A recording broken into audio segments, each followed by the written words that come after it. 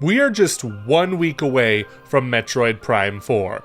That is crazy to me. I remember feeling like it was just yesterday when this game was announced. It doesn't really feel like yesterday, it feels like 8 years ago, but still, we're just so close to this game finally being a reality that we get to play in the palm of our hands. So I figured, why not celebrate this occasion by releasing all 3 of my Metroid Prime Trilogy reviews and putting them all into one single video. I made these videos 5 years ago when I really just had a lot of time on my hands, and they were just an absolute blast to put together. I had some help from my friends Alan and Tim, and you know what? Without further ado, let's just get started with this video, starting of course with Metroid Prime 1.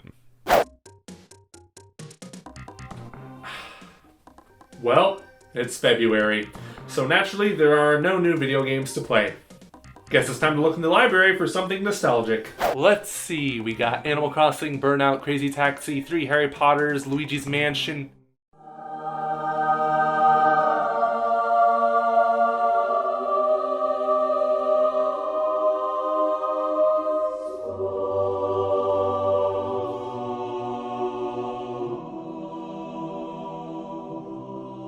Oh yeah, I know what we're playing today.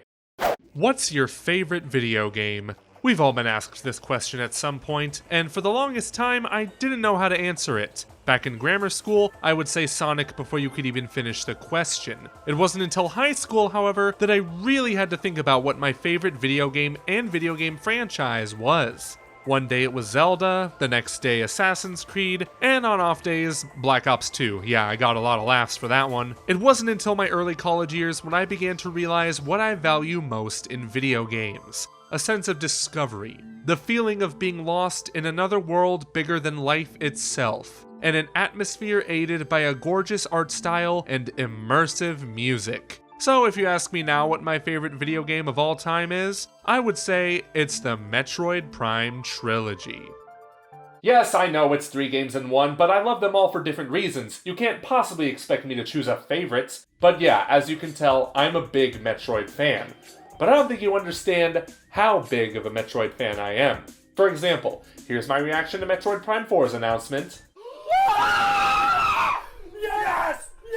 And here's my reaction to Metroid Prime 4's delay. I am untethered and my rage knows no bounds! Anyway, you saw the title. I'm going to be talking about the game that started this trilogy off, Metroid Prime.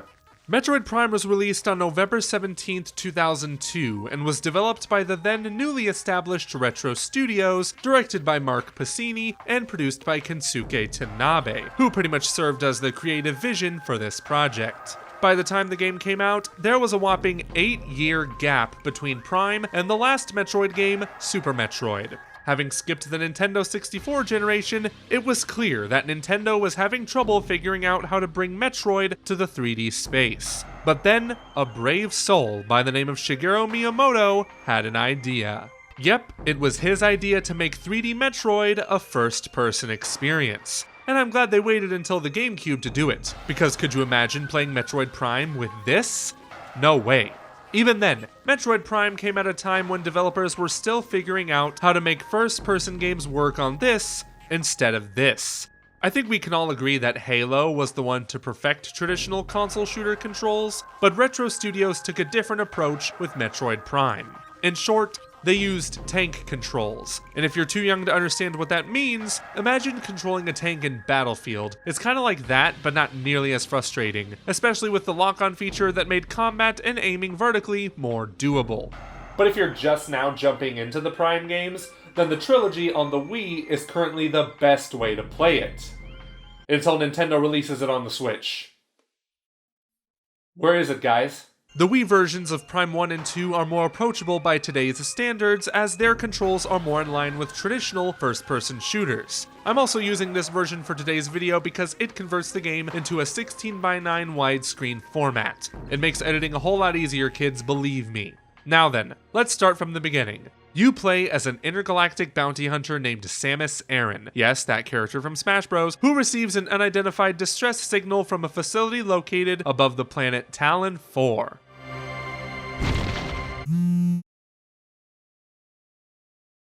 Samus docks her ship on the research station, and even though nobody's watching, she decides to show off her acrobatic skills.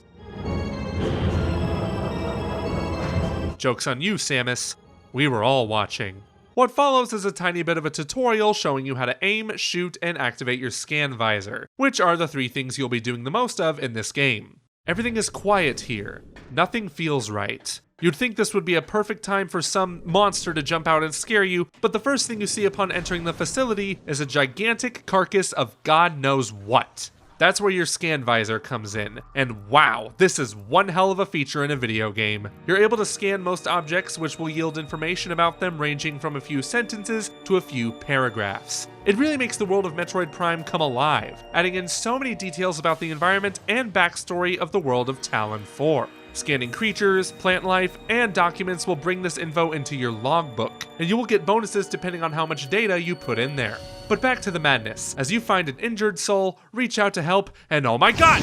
I offered you friendship, and you spat in my face. Turns out, this facility is being run by a group of weasels called Space Pirates. And yes, that is the official name for their species, so you can imagine they're pretty much assholes. They're the main antagonists throughout the entire franchise, and Samus is always hired by the Galactic Federation to put an end to their shenanigans. But this time, they brought Samus to them. How the turntables.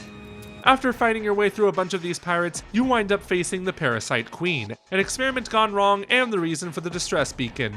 She goes down in less than a minute.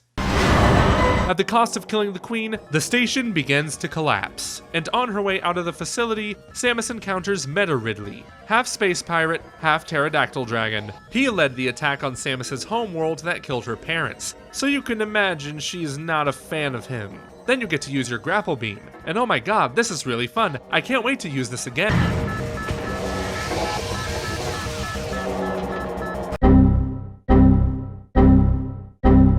Rather than just fly away home after destroying the base, Samus is out to avenge her gear and chase after Ridley to the surface of Talon 4. And thus, Metroid Prime officially kicks off. Now let me just say, damn, this game looks good. It may not look like much today, but back then, this was a graphical achievement. Nowadays, it could use a few touch-ups like an HD resolution, but other than that, the stylized realism of Metroid Prime has aged much better than most games from the same year. Yep, this little GameCube was a powerful machine, even if it had discs barely larger than an Oreo. And I know I'm playing this on the Wii, but this version doesn't look that much better than on the GameCube, if at all. The only visual difference is the widescreen format. You're still getting the same looking game. The impressive visuals don't stop there, however, as Metroid Prime likes to remind you that you're viewing the adventure through Samus's eyes, and more so through her helmet. Light reflects off the visor, it can get covered in mist and water, and you can even see the reflection of her eyes at certain parts. It's the little things that make this game special, you know? And look at that, you can even see your reflection. Retro Studios thought of everything. This kind of graphical fidelity is somewhat unprecedented in Nintendo games today. Like sure, Breath of the Wild and Super Mario Odyssey look really good, but Metroid Prime pushed the boundaries on how video games could look. And I hope Metroid Prime 4 does a similar thing by pushing the Nintendo Switch's hardware to its absolute limits. Or the Switch Pro's hardware, is that even still happening?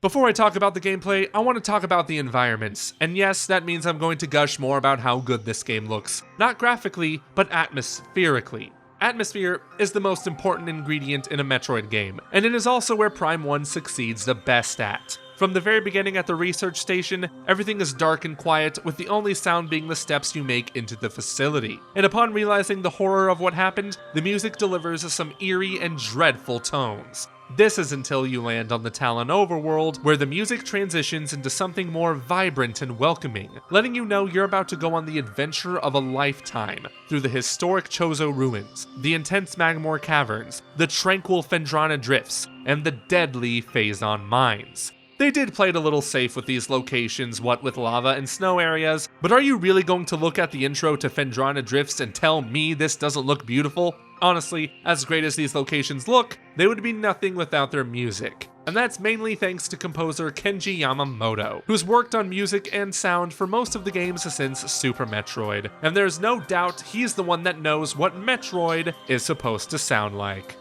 I could go on and on for hours about how the presentation of this game is just amazing. but a video game is a video game, and a video game has to play well. So how well did Retro Studios morph the 2D gameplay of Metroid into the 3D space? It's pretty good. Not amazing, but it's solid. Did I mention this game's a masterpiece? When you land on the planet, your first objective is to get back your gear, and the game places a linear path in front of you to get them back. Not linear in the go down that hallway sense of the word, more like if you go off the beaten path, you will run into a wall that requires you have an item you definitely don't have. I would show you an example, but I've played this game too many times and I already know where to go, that place being the Chozo Ruins, and your first mini-boss, the Hive Mecha. It sucks. You got all these war wasps flying around you, and you have to kill them all in order to damage the hive and get your missiles. This probably worked better on the GameCube, but on the Wii, it's a pain in the ass. Fortunately, the rest of the mini-bosses in this area are easy and will give you back your Morph Ball, Charge Beam, and Morph Ball bombs. Don't ask me how Samus turns into that Morph Ball, I just don't know. Upon scanning Chozo lore entries, you find out that the planet was hit by a meteor that injected a great poison onto the planet, causing the water in the ruins to be toxic. That is until you beat this plant creature called Flagra or whatever, and clear the poison. Whoa, hold on there, you're not done. Your job after clearing the ruins of poison is to look around and enter the areas you previously couldn't access and figure out what's going on this planet. Spoiler alert, it involves space pirates, and they're raising Metroids. What could go wrong? Metroids are previously extinct creatures in this universe whose only source of nourishment are your brains. The best way to get rid of them is a cold blast, until you encounter these later Metroids that are color-coded to whatever beam damages them. Amongst the many gadgets and gizmos you'll collect, you'll also acquire 3 other beams: a wave beam, an ice beam, and a plasma beam. They're good for opening doors, sure, but they're also good for stunning enemies, freezing enemies, and Thanos snapping enemies. When you acquire the plasma beam, you're gonna be hard-pressed to want to use any other beam, it's just so powerful. But why are we getting all these gadgets? Why do I need 10 energy tanks? Why do I need a Phazon suit? I don't even know what Phazon is! Well, let me explain. Remember that meteor I mentioned earlier that hit the planet? It's in the Talon overworld, and you have to go inside of it, and the only way to get inside is to collect these keys called Chozo artifacts. And this is probably, no, definitely the most frustrating part of this game. Here you have to scan the locks in order to get a fairly obvious hint as to where the keys are. But the kicker is that you can't scan all of the locks until you get a certain number of artifacts, making the search that much more difficult. If you're a skilled Metroid Prime player, unlike me, then you can easily find these artifacts while searching for all the gadgets. I don't know how many times I've played this game, but I somehow always forget where these f***ing things are, which caused me a lot of headache due to the backtracking. This is also a problem when you're not looking for the artifacts, as there are just not enough shortcuts to make the travel between areas more seamless. It also doesn't help that enemies respawn, making fighting them feel more tedious. But alas, this is Metroid. If there were no respawning enemies, this game would be rather boring, and killing these creatures help restock you on health and item pickups. Wait, enemies?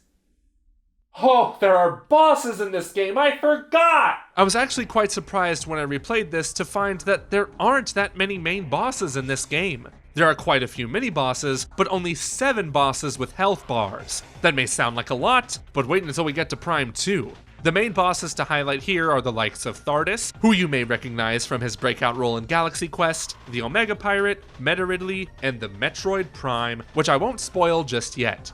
Thardus was unique in that you had to find a certain rock on his body with the thermal visor in order to take him down. The Omega Pirate was interesting because you had to use your X-ray visor when he turned invisible in order to find him. And Meta Ridley was great because he's Ridley, come on guys. Though it was irritating trying to aim for him, I'll admit that. Still, when he falls hard. There is no way he survived that. Nope, we're not going to see him again. I guarantee it.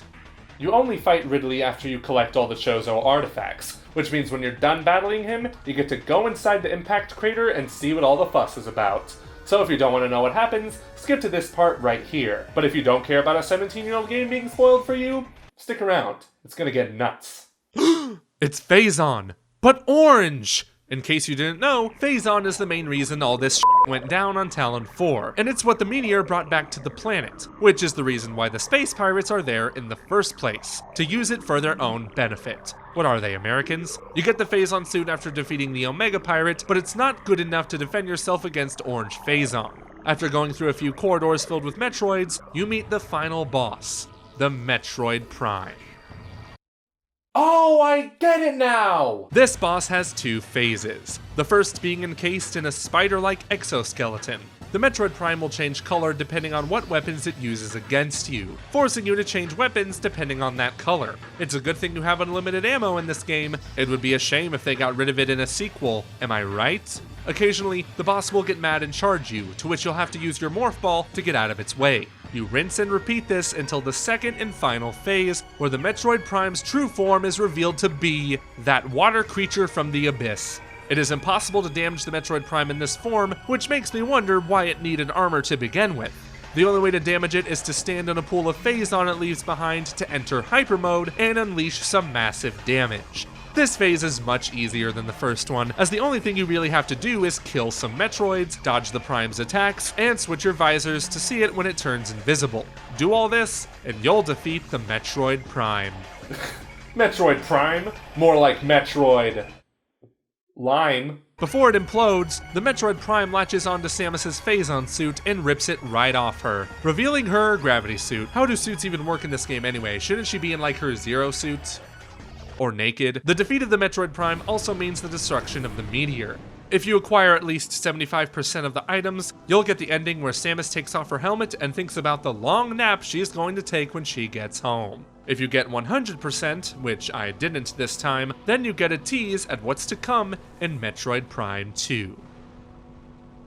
Playing through this game with a critical eye was kind of interesting, because I used to hold Metroid Prime in the highest regards, as the best game in the trilogy, and even the best one in the series. But it's apparent to me now that there are quite a few issues in this game. Hey, I said it was a masterpiece, not perfect. The irritating parts of this game that come to mind are the quest for the Chozo artifacts that are only hindered more by the heinous backtracking, and there are more unmemorable bosses than there are memorable ones. These issues keep the game from reaching perfection, but to be fair, what do you expect from a game that had 8 months of crunch time? Wait, what? Yeah, Retro Studios was overworked hard during the development of this game, and at certain points, that crunch kind of shows in the flaws I mentioned earlier. But what Metroid Prime does right is what makes it one of my favorite games of all time. The atmosphere, the exploration, the rich lore, all of these are features I value not just in Metroid, but video games as a whole. Metroid Prime has helped to define my video game tastes in such a way that I can forgive it for the flaws it has and just appreciate everything it does right. I'm sure if this game came out now, it wouldn't have garnered a 97 on Metacritic, but 2002 could not have been a better time for it to release. The influence of Metroid Prime can still be felt today in other modern Metroidvanias, like the Batman Arkham series and the new Tomb Raider games. Oh yeah, Metroidvania is the actual name of a genre, in case you want to know how impactful Metroid is. And admittedly, Metroidvanias are more popular with 2D games, but Metroid Prime is one of, if not the, pioneer of bringing that genre into a 3D space. You know, after playing this game for the millionth time, I'm really looking forward to seeing how Metroid Prime 2 and 3 improve upon this game. It's going to be really interesting. Oh, that's Sparky. I wonder if he's hungry. Come here, Sparky. Oh, he's definitely hungry. Come on, buddy. Let's go feed you. Come on, come on, come on. He's all yours. Eat up, buddy. Before we move on to Metroid Prime 2, I first have to talk about Metroid Prime Remastered, because this is now my favorite way to play Metroid Prime, and I think many of you would feel the same way. Mainly because this is literally Metroid Prime verbatim. Like, it's missing a couple of effects, namely like the beam lighting reflecting off of surfaces and that reflection of Samus's face. I don't know why they couldn't put that in this one, but even still, this is literally Metroid Prime, but with all the control options from the past games, along with the new dual stick aiming, which is the standard for FPS games now. It just plays really nice, and if you want to go back to motion-controlled aiming or tank controls, there's those options as well. Of course, the visuals are what I really want to talk about. There is no way a game like this should look as good as it does on the base Nintendo Switch 1, and yet it does. This is such a beautiful game, and not only that, it just still looks like Metroid Prime. You'd be surprised how often remasters just completely mess up the looks of the original game with like shinier new graphics, but this is literally like the same exact Metroid Prime art style, color palettes and whatnot, but it just looks better. It looks so good. This is hands down the best looking Switch 1 game. I know some of you may disagree with me, but you're wrong. This is the best looking Switch 1 game. All we need now is a Switch 2 edition or like a Switch 2 patch of this game to bring it up to 4K. I don't know how they haven't released that yet because Metroid Prime 4 is just around the corner, but if you haven't played Metroid Prime Remastered yet, you really have to. It's just that good. But for now, let's move on to Metroid Prime 2, and then shortly after, Metroid Prime 3. We come to you live with breaking news. Just when we thought 2020 couldn't get any worse, we received reports that an asteroid has hit planet Earth. Why am I watching the news? But that's not all, as the impact of the meteor has caused a tear in time and space, resulting in the creation of another Earth. One much more evil and twisted, with the dark clones of every person on Earth. Be on the lookout. Your evil twin may be close by. Huh, you know, this sounds an awful lot like the plot of Metroid Prime 2 Echoes. I think I'll just play this today. That sounds like a great idea.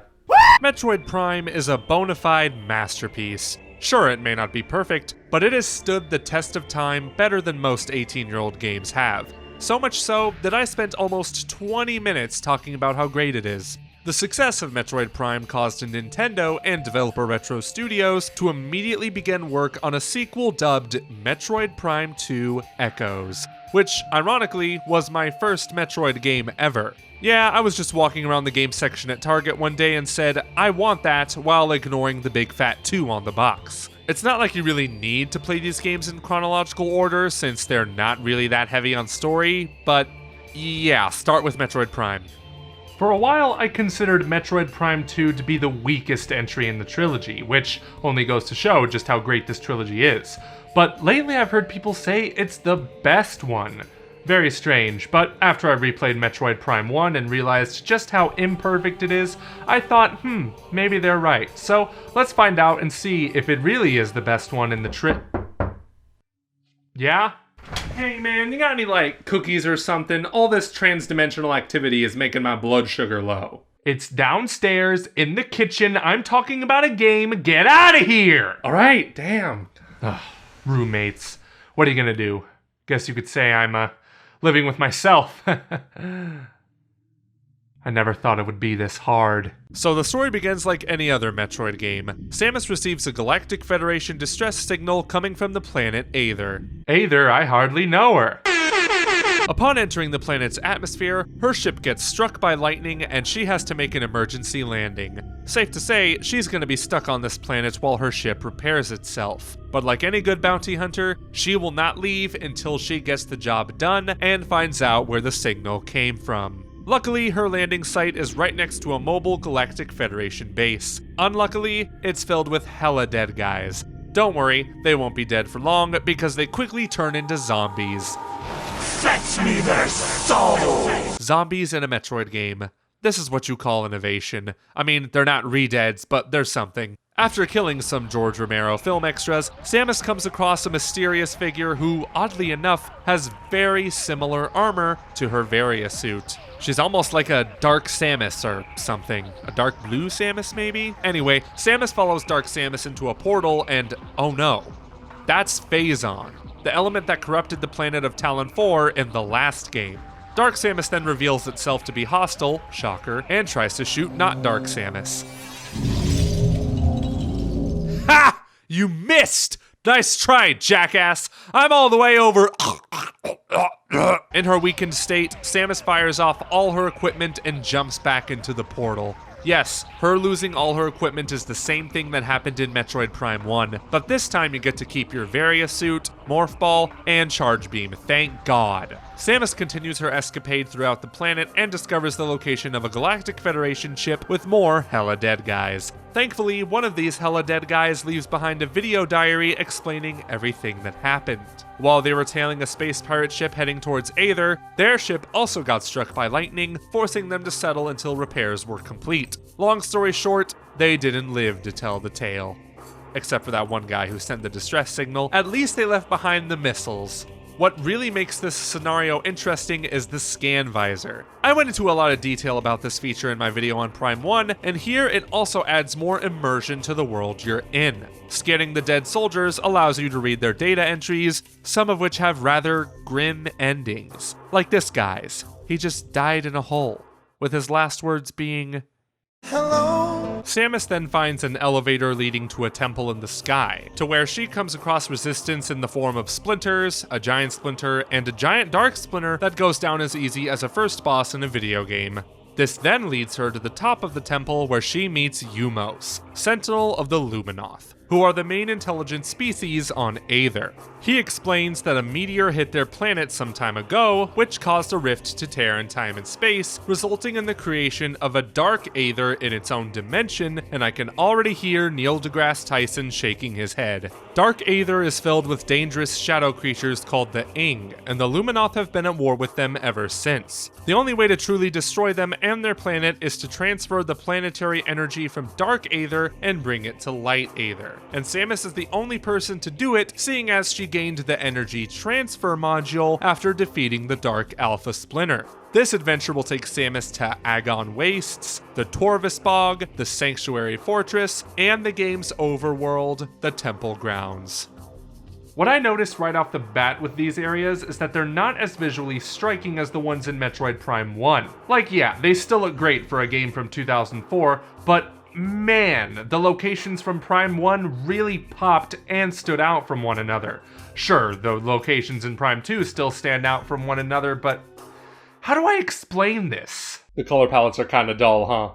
Thank you, someone gets me. That's because I am you. Okay, I'm gonna sound real nitpicky, but bear with me for a second. Agon Wastes is super brown, Torvis Bog is super gray, and Sanctuary Fortress is kind of a blue-teal, but one that's washed out, you know what I mean? Alright, I'm done complaining about color palettes, and I'm ready to talk about the game. So how is it?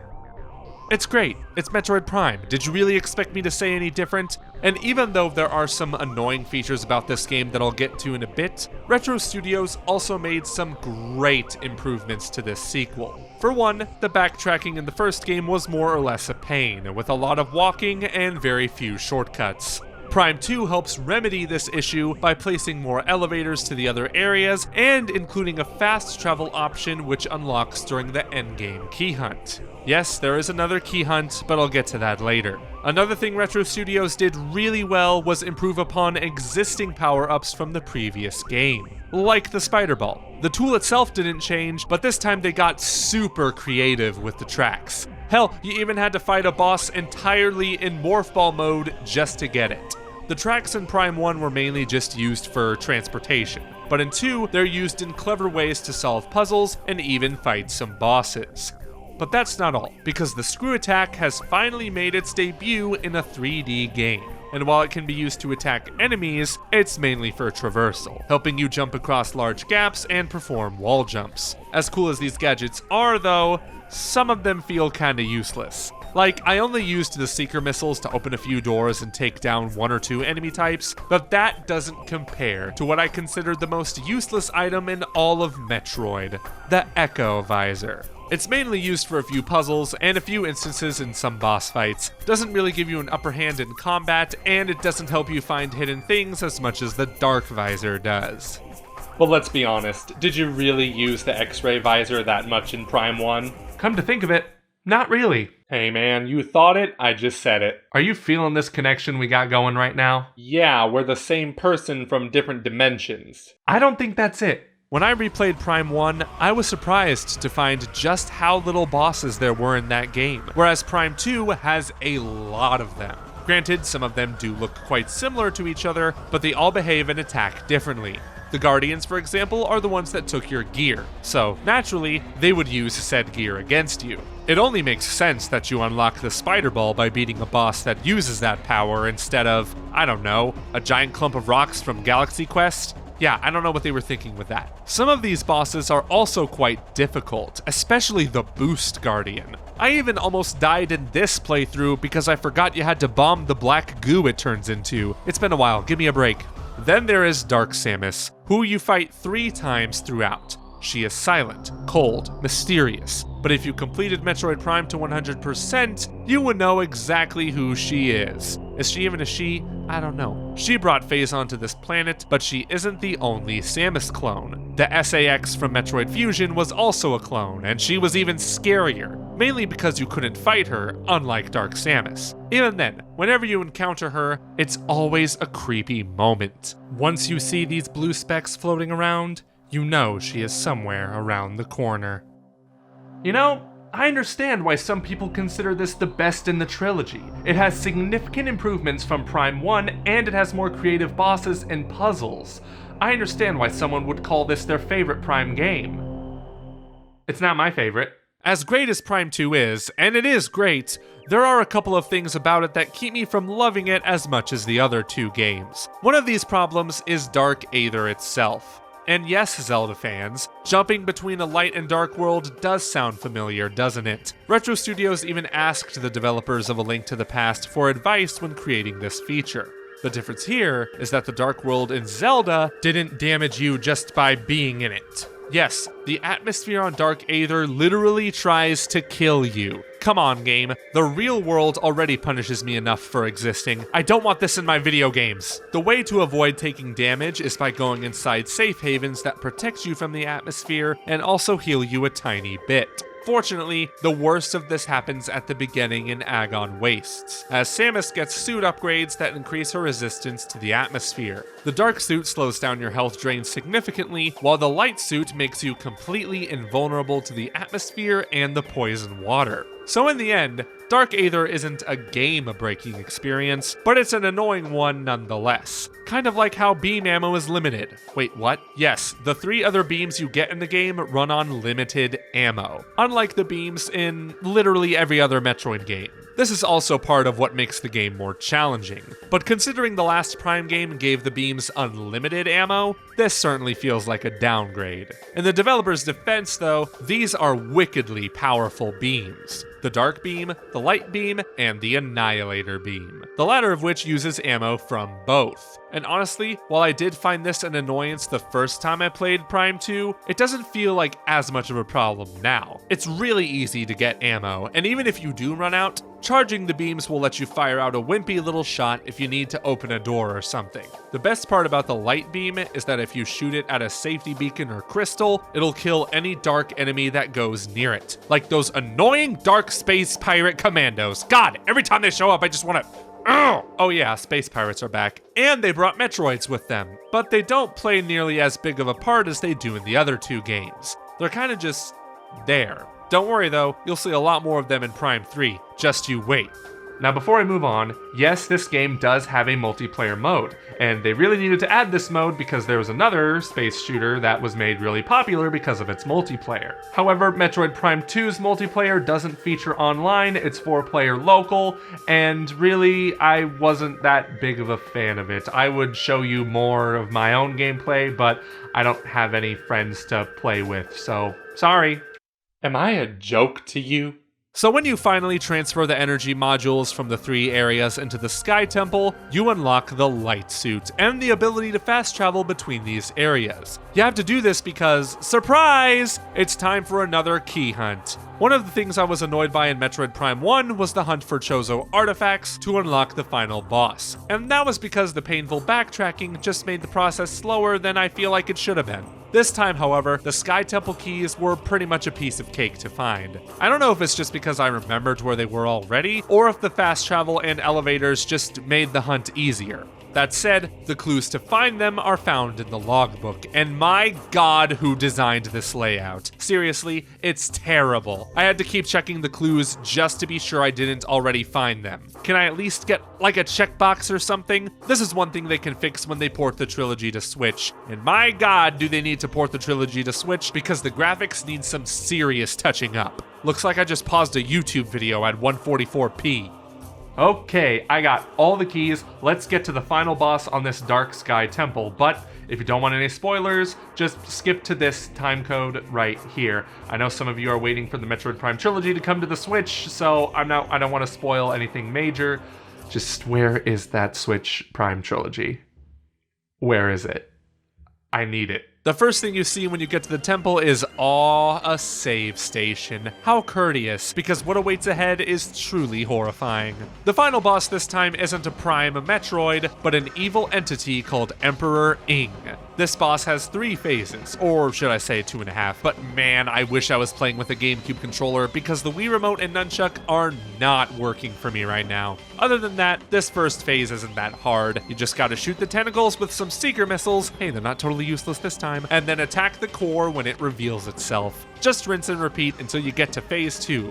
Or phase 1.5. Since this portion doesn't really have a health bar, you use the spider ball to roll around this mass and blow up all the holes with bombs. I do like how this final boss utilizes more of the powers you've accumulated throughout the game. And man, does this game love the spider ball. A lot.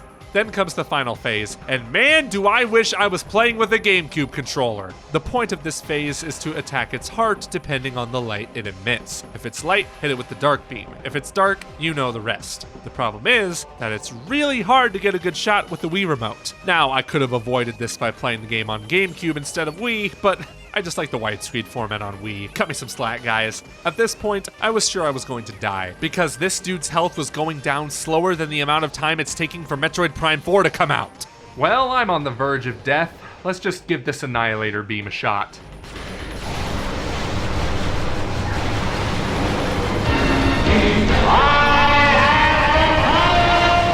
After defeating Emperor Ing, Samus takes the final bit of energy from Dark Aether and makes her way back to Light Aether. That is until she is stopped a 3rd time by Dark Samus Unmasked. Wait a minute. She's the Metroid Prime! How many times have you played this game? About a dozen! Get off my back! Once again, here's another fight hindered by Wii Remote pointer controls. The only way to kill Dark Samus is to use her phazon attacks against her, and you do this by using your charge beam to collect phazon particles to fire back. And for some reason, whenever I'm about to get a charge, 1 or 2 particles hit me and I lose it. And for that reason, this boss took me way longer to beat than it should have, but at least I made it before the time ran out. Of course, Dark Samus never really dies, so she decides to admire Samus's light, and fades away. Then Samus jumps back to Light Aether and watches Dark Aether internally combust. She then meets up with the remaining members of the Luminoth species who thank her for her heroics, and like the BAMF she is, just walks out with a little wave goodbye. And since we got 75% of the items, we get to see her in her Zero suit. It's like the equivalent of getting into your jammies after a long day at work, you just gotta relax. Of course, if we got 100%, then we would know that Dark Samus's plans have just begun. So that's Metroid Prime 2 Echoes, and while I understand the sentiments that this might be the best game in the trilogy, I don't really feel like it is. In my opinion, there was something about the first Metroid Prime's atmosphere that truly set it above the rest. Even with its gaping flaws, I'm more likely to replay this game than I am Prime 2. Now you might be thinking this is just nostalgia talking, but remember, I played Prime 2 before 1. There is no first game bias at play here. And yes, while Prime 2 does have significant improvements over 1, the beam weapons having limited ammo and Dark Aether giving you damage are the 2 things keeping me from calling this the best Prime game. However, let me emphasize that this is just my opinion. Even though all 3 of these games were made by the same studio, they also feel unique from each other in many ways. So it's only natural that people have differing opinions on each game. And this is why I love this trilogy and Metroid as a whole. Each person walks away with a different experience. Maybe Metroid Prime 1 is your favorite because of the atmosphere. Maybe it's Prime 2 because of the bosses. Maybe it's Prime 3 because of all the action. But more on that in the future. In the end, everyone has their own opinions, and I'm not going to tell you you're wrong if I disagree with them, no matter how hard I want to. I must say, that is very mature of you. I really appreciate that. Thanks, Dark Joey. Dark Joey? Yeah, that's who you are, isn't it? Like, you came from the dark version of Earth? Oh, sweetie, do you think I'm from Dark Earth? What are you saying? I'm saying, do you really think that your planet is not the bad one? I mean, you have murder hornets, dude! Oh god. Oh god, oh god! Oh, by the way, since my dimension doesn't suck, Metroid Prime 4 already came out. Wait, really? Is it true? How is it? It's good. It's weird that they made it a strategy RPG, though. No! 2007. What a fantastic year for gaming. I could go on and on about the insane library of video games that came out during this time, but today I'm only going to talk about one of them. Metroid Prime 3 Corruption, the conclusion to one of the best trilogies in gaming history. This would also mark the final Metroid game worked on by Retro Studios, for the next 12 years at least. However, this would be a unique project for Retro, because they would transition from working on the GameCube to Nintendo's upcoming console, the Wii. Or as it was known back then, the Revolution. Kinda wish they kept that name, but I digress. The Wii was not a traditional console by any means. I know I was confused when I first saw the Wii remote. How was I gonna play video games with this? Sure enough, it would all make sense once you saw one of the many commercials. We would like to play. That's right, Nintendo was not going to focus on graphical power like the Xbox 360 and PlayStation 3 did. They were aiming to bring motion-controlled gameplay experiences that even your grandma could enjoy. So how is this going to work for a Metroid Prime game? Retro Studios was wondering this as well, so they had to take an additional year of development just to figure out the control scheme. And in my opinion, they did a good job. It's a little gimmicky here and there, but not Skyward Sword gimmicky, you know what I mean?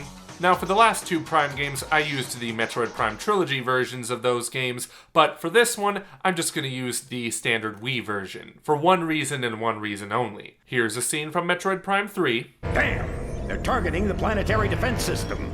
Now here's that same scene in the trilogy. No, they're targeting the planetary defense system. Don't try and erase history, Nintendo. You don't see Sega doing that with this. Prime 3's story begins like every other Prime game, with... Wait, hold on. Oh man, my expectations are being seriously subverted right now. This transmission cuts to an unknown location, where we find out that Dark Samus is alive and out for blood. Samus wakes up from this nightmare, puts on the Varia suit, and gets ready for the next mission.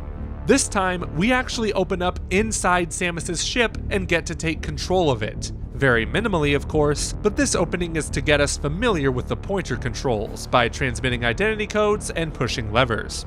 You know, things you'll never do in this game again. Unidentified vessel, please switch to a secure radio frequency and transmit your identity code. Wait a minute. Is that spoken dialogue in a Metroid game? Yeah, previous Metroid games have had some voice acting, but not to the extent of Prime 3. Rather than starting the game off on a mysterious planet, Samus lands on Galactic Federation ship Olympus for a mission debrief, and here she encounters a lot of NPCs, some of them being pretty rude. I'm sorry, I'm on duty. I can't talk right now. What? You're too busy to talk to me, Samus Aran? I've saved planets, bro! Alright, you know what? Screw you. Warning. Hostile weapons. Hey man, hey, I'm cool. By Metroid standards, this amount of active storytelling is very unprecedented. It gives off the opposite feeling of dread and isolation the series is known for, and is one of the reasons why many consider this the weakest entry in the Prime Trilogy. I, however, loved this when I first played the game back in 2007. It's not an amazing story by any means, but after playing two Metroid Prime games that were all about Samus being alone, I wanted to see her interact with other characters. Even today, I appreciate the risk Retro Studios took with adding this big story, which I should probably start talking about, shouldn't I? So the Galactic Federation has hired a group of bounty hunters to take on an assignment. To be fair, I would hire them too if my soldiers were the equivalent of stormtroopers wearing red shirts. These bounty hunters are the ice-cold Rundis, the mechanical Gore, and the shape-shifting Gandrada. The Federation's problem is that their supercomputers called Aurora units have been infected with an unknown virus of space pirate origin. The hunters' jobs would be to distribute a vaccine to each unit in the system. That is, after they fight off the space pirates that just started attacking. This leads Samus and the rest of the hunters to go back to their ships and assist in the defense of planet Norion. You know, right now, this feels more like a linear first-person shooter than a Metroid game. It kinda reminds me of Halo 2. Wait. This makes a lot more sense when you find out that Metroid Prime 2 came out only a week after the massive bombshell that was Halo 2. Guess which game underperformed? So it really isn't surprising that aspects of Prime 3 feel more like Halo in comparison. I'm not claiming that these decisions were made as a direct result of Halo, but it wouldn't surprise me if good old Master Chief had some sort of an impact on Prime 3's development. Also, Prime 3 was released a month before Halo 3. Guess which one of them underperformed? Fortunately, a lot of this linearity is felt mostly in the beginning, where Samus acquires the missiles, fights the Berserker Lord, and lands on Norion. The space pirates knocked out the base's planetary defense system, so it's up to Samus and the hunters to activate the generators and bring it back online. This is where we finally get to know our fellow hunters, if just for a little bit. We don't really get any deep, lengthy, heart-to-heart moments with them, but if you scan their logbook entries, you'll find some interesting details, like how Gore is actually a pretty generous dude, Gandreda considers Samus a friendly rival, and Rundus keeps trophies from his kills. Generally, they're likable characters who help Samus in some way, shape, or form during this mission. Here you also acquire the Grapple Lasso, a tool that requires you to literally whip your nunchuck attachment to pull off debris and enemy shields. I hear a lot of people complain that the Wii gimmicks are one of the reasons they can't continue playing this game.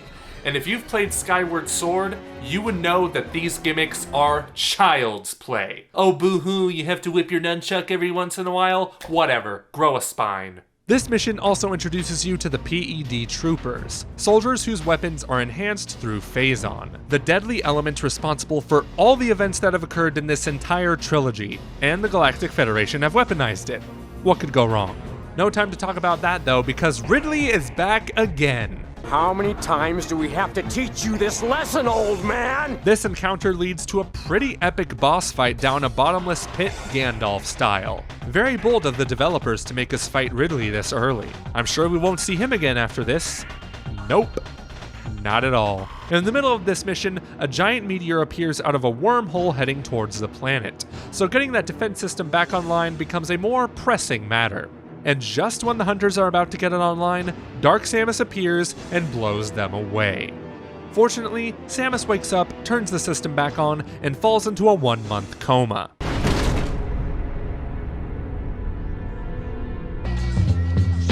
You got knocked the f*** out! When she wakes up, she's informed that Phazon has entered her bloodstream. So the Galactic Federation, in typical galactic fashion, decide to take that Phazon and weaponize it, equipping Samus with the PED suit. When you hold the plus button, it will bring you into hyper mode, making your attacks stronger with Phazon-enhanced weaponry. Samus is then debriefed by Aurora Unit 242 that the other hunters were also enhanced with PEDs and were sent to the planets Brio, Elysia, and the space pirate homeworld. Oh my god. Instead of one planet, we get to go to 3 more. That's like 4 Metroid Prime games in one! Joking aside, these planets are about the average size you would expect from a traditional area in a Metroid game, having you explore the locations around the Leviathan seeds that have impacted the planets and corrupted them with Phazon. So in typical fashion, every living creature tries to kill you. Because Metroid. What I've noticed after playing these games back to back is that Prime 3 places a heavier emphasis on combat. This was apparent at the beginning, but even as you continue, you discover that there are far more combat segments than in previous games. Yes, I know, combat in Metroid is not a new thing, but Prime 3 brings it to another level, with enemies that have different armor types, a mission where you have to defend a floating platform, hell, there's even an escort mission! These are features you'd expect to see in like BioShock Infinite or something, not a Metroid game! It's clear Retro Studios tried to appeal to both the Metroid crowd and the sci-fi shooter crowd with this game, but it just doesn't work when the two sides aren't even on the same coin. In spite of this, it's still more Metroid than it is an action shooter, but that just makes the action shooter parts even more distracting.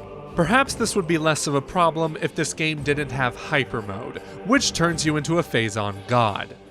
You know, for a while, I considered Metroid Prime 3 my favorite game in the trilogy. Not the best one, though. It was the second best to me, with Prime 2 being the worst. And after playing these games back to back, I can confirm one thing. Opinions change. I'm so glad that I have nostalgia to still make me love every bit of Metroid Prime 3, but I'll admit, a lot of features in this game just don't work. Hyper Mode is the worst offender of this. When you switch to this mode, it'll convert one of your energy tanks into Phazon, which you can blast at enemies, and it's super strong. And since the game is designed around this feature, a lot of the enemies are tougher and even have their own hyper modes, which make them almost impossible to kill without Phazon weaponry. You'd think that having Phazon energy tied to your health would make this feature more balanced, but it really doesn't. Health and energy tanks are so easy to find in this game that you can use hyper mode to your heart's content. And when you get to a certain point, the Phazon tries to corrupt you during hyper mode, not allowing you to escape until you drain your energy tank or keep it level for 25 seconds. I know this is supposed to add more tension and increase the likelihood of death, but it actually makes things easier. Because your Phazon energy keeps going up, up, up, it's hard to run out of ammo. I decided to see how much I could abuse the game with hyper mode, so I used it to beat Rundis in less than 2 minutes. Hold up. Rundis? The cool guy who helped you escape a bottomless pit? That Rundis? Yep, due to Phazon corruption, he's a bad guy now. And so are the rest of the hunters, meaning you'll have to fight and kill all 3 of them. This was a good writing choice. It makes Samus's battle against Dark Samus a much more personal vendetta. After you defeat them, Samus visibly expresses her sadness and anger, only making her that much more determined to end Phazon corruption. Story-wise, it's nothing revolutionary, but it's a nice touch. Now as for the game itself, remember when I said the Echo Visor was the most useless visor in Metroid history? Well, that's because I completely forgot about the Command Visor. Yikes. You use this visor to control your gunship, letting it know where to land, what to pick up with the crane, and where to attack after acquiring the rockets. It's mainly used for blowing up blockades, but during my entire play session, I completely forgot you could use the missiles to attack enemies on the ground too. I'm honestly kind of annoyed they made the ship so involved in this game, because when I think I'm about to find a useful expansion, it turns out to be a ship missile expansion. Like I'm ever going to use those outside of puzzle solving. What a waste. Also gone are super missiles and power bombs, replaced by hyper mode weaponry you unlock as you destroy Leviathan seeds. And as you unlock more weapons, those being the Plasma and Nova beams, you won't be able to switch your beams or even go back to the Power Beam. Which is honestly fine, because the Nova beam also opens Plasma doors and it makes your attacks more powerful. Same goes for when you upgrade to Ice missiles, which still open regular missile doors, so why even go back? However, they're not as effective against Metroids as they usually are. That's because these little guys are now Phazon Metroids, which have the ability to turn transparent to dodge missile attacks. This is another one of the 4,397th instances where you'll have to use Hyper Mode to take them out quickly. There are other variations of Metroids in this game that don't even look like Metroids, such as the Hopper Metroids, the Miniroids, and a Metroid Hatcher. Sorry, 3 Metroid Hatchers that you have to take down throughout the game. You do this by shooting their tentacles, stunning them, and ripping the tentacles out with the lasso. I could handle one of these repetitive boss fights, but 3? No thank you. Fortunately, the rest of the bosses in Metroid Prime 3 are solid. Maybe not as good as in Prime 2, but still better than in Prime 1. I just wish Hyper Mode wasn't a thing so they'd be more of a challenge. Though, to be fair, you will need it to defeat the bosses within the Leviathan Seeds. One of them totally looks like Kraid, and the other is Ridley. Again. How many times do we have to— These bosses are fine, but it's the fights with the hunters that are the real highlight of this game, partly because of their emotional impact on the story. Especially Gandreda, who shapeshifts into other enemies and the hunters. And do I even need to talk about her death scene? I still get nightmares. Right now I'm trying to think about why I thought this was my favorite Metroid game. It might be because it has more of a story and I just like games with story, but then I remembered I love graphics. Yeah, I know graphics don't make a game, but man, do I love me some beautiful graphics. The Wii was only a smidge more powerful than the GameCube, but you wouldn't have known that if you looked at Metroid Prime 3. Retro Studios absolutely nailed the art direction with this game, even if the faces look weird. But to be fair, so did Halo 3's. What stands out the most about Prime 3 compared to the rest of the trilogy is its excellent usage of lighting combined with the color of the environments. It makes planets like Elysia look jaw-droppingly gorgeous, and the space pirate homeworld look dangerously sinister. It really does irk me that we haven't seen a Nintendo IP with a stylized and realistic art style like this since then, and I really hope Metroid Prime 4 fills that void when it releases. Okay, I think it's time we get to the finale of this game, so you know the drill. If you don't want to be spoiled, click this link right here, but if you have small children in the room, get them out of there. They don't want to see this. At the beginning, the Galactic Federation Admiral Dane explains that one of their ships named the GFS Valhalla had been hijacked by space pirates and went missing. Well, later on, you find the ship and... Nintendo. Yep, there's a lot of dead bodies on this ship, and touching them does this. Mr. Stark, I don't feel so good. This ship is definitely the darkest and creepiest area in all of Metroid. Period. There is no debate. Also, and I just found out about this, when you enter a vacuumed area of the ship, you can see Samus's breath fog up her visor. Whoever came up with this idea deserves a raise. Seriously. Anyway, this ship contains a space pirate command codes that you'll need to create a wormhole and head to the planet Phase, the source of all Phazon. This means, yet again, you'll have to find more collectibles scattered throughout the game world, or solar system rather. These collectibles are energy cells, and putting them in the ship's slots will bring power to certain areas, allowing you to go deeper within the ship. Fortunately, unlike the Chozo artifacts and Sky Temple keys, these things are way easier to find when you're not looking for them. It helps even more that you don't need to find all of them to get to your goal, because there are branching paths in the ship that just lead to some collectibles. So when Samus gets the codes and punches them into the Leviathan vessel, this opens a wormhole, leading her and the Galactic Federation fleet to the planet Phase, where she avoids the battle and goes straight to the planet's surface. This causes the Phazon in her system to go berserk and try to corrupt her, but her suit delays this process long enough to allow her to continue. However, if the meter above her head fills up, she's gone, baby. Energy pickups will bring the meter down, but if you only collected like 2 energy tanks during this playthrough, I'm so sorry. After fighting her way to the center of the planet, she finally encounters Dark Samus, and thus the battle for the entire universe breaks out in this epic 3-part boss battle against her and the corrupted Aurora Unit 313. The one in Prime 2 was better. On top of these battles just not being that hard, it doesn't really feel like there was any major threat to the universe in this game. With Metroid Prime 2, I felt the looming threat of the Ing from the very beginning, and I felt the pressure of taking down the Emperor Ing at the end. While Phazon was undoubtedly a huge threat throughout the trilogy, finding out it came from the planet Phase an hour before going there to destroy it didn't make it as impactful. It was like finding out Palpatine was the threat the entire time in the new Star Wars trilogy, but only in the final movie.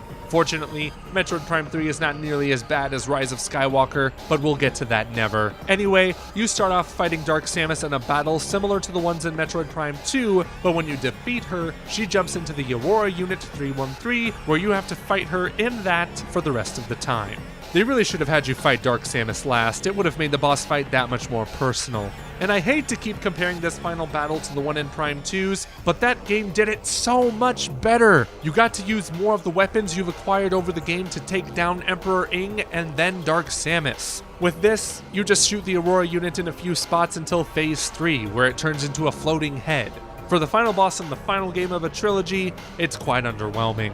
When you beat the unit and Dark Samus, the planet begins to explode. But there's no need for an escape section because Samus escapes the planet and sends the Galactic Feds one final transmission. After that, she visits Elysia to remember her fallen comrades, and as she flies away, someone decides to follow.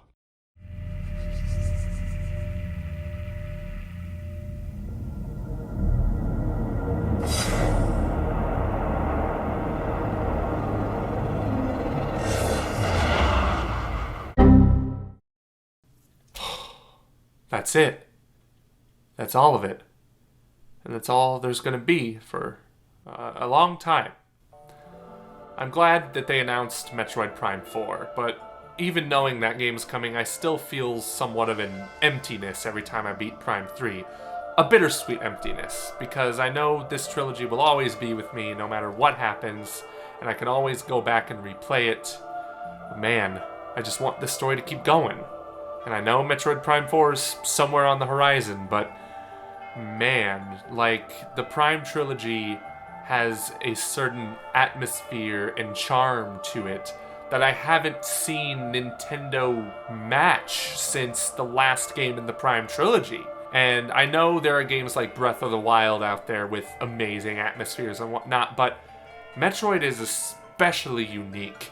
It doesn't try to be a kid-friendly franchise like every other Nintendo franchise. It's its own separate thing. It's not mature like, you know, Call of Duty and Halo and stuff, but it's the darkest franchise Nintendo has, I believe. And I want to see that element of maturity continue with Metroid Prime 4. And man, it's just going to be a long wait until that game. So let's see what else I got. Oh no! So there you go, there's the Metroid Prime Trilogy reviewed by me 5 years ago. I think most of my opinions still hold up quite nicely. I think I was a bit harsh in some areas, like harsher for the sake of just being harsh 5 years ago.